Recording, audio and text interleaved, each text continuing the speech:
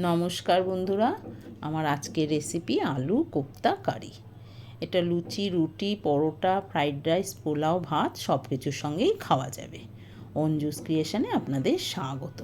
এখানে আমি 3টে আলু সেদ্ধ করে নিয়েছি। এবার এখানে আমি 1 চামচ কর্নফ্লাওয়ার দিয়ে দিচ্ছি, স্বাদ মতো লবণ দিয়ে দিচ্ছি, একটু লঙ্কা কুচি দিয়ে দিচ্ছি, অল্প হলুদ গুঁড়ো দিয়েছি, একটু আদা বাটা, একটু গরম মশলার গুঁড়ো আর একটু ভাজা মশলা দিয়ে দিচ্ছি। এবার সবগুলোকে আমি ভালো করে মেখে নিয়েছি।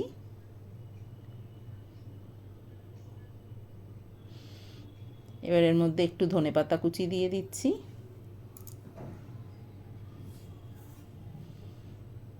দিয়ে এটাকে মেখে নিয়েছি।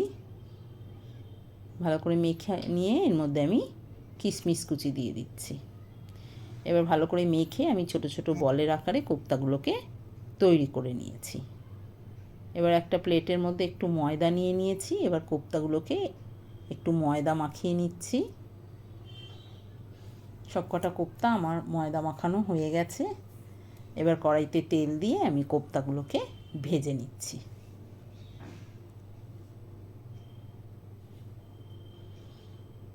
সবকটা কোপ্তা আমার ভাজা হয়ে গেছে। এবার কোপ্তাগুলোকে আমি তুলে নেব।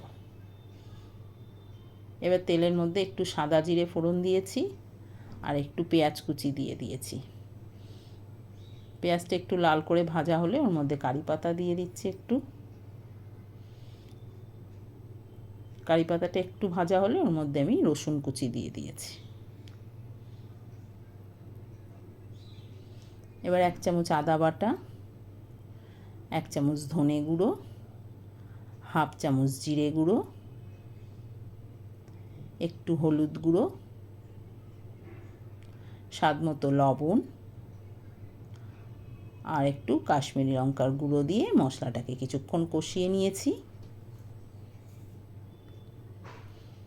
এবার টমেটো বাটা দিয়ে দিয়েছি।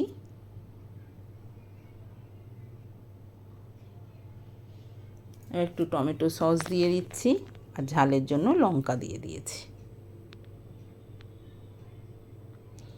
এবার কাজু আর চারমগজ বাটাটা দিয়ে দিচ্ছি। এবার একটু বাটি ধোয়া জলটা দিয়ে দিয়েছি, দিয়ে কিছুক্ষণ কষিয়ে নিতে হবে। এবার আমি অল্প টক দই দিয়ে দিচ্ছি। এবার একটু চিনি দিয়ে দিচ্ছি। মশলাটা আমার কষানো হয়ে গেছে। এবার আমি উষ্ণ গরম জল দিয়ে দিয়েছি।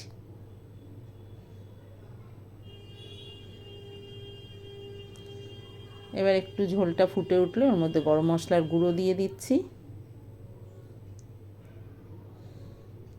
এবার আমি কোপ্তাগুলোকে দিয়ে দিয়েছি। কোপ্তাগুলো দিয়ে আমি 1 থেকে 1.5 মিনিট ফুটিয়ে নিয়েছি।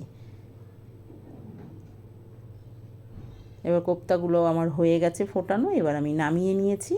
আলুর কোপ্তা কারি আমার তৈরি হয়ে গেছে। দেখা হবে নতুন কোনো রেসিপি নিয়ে।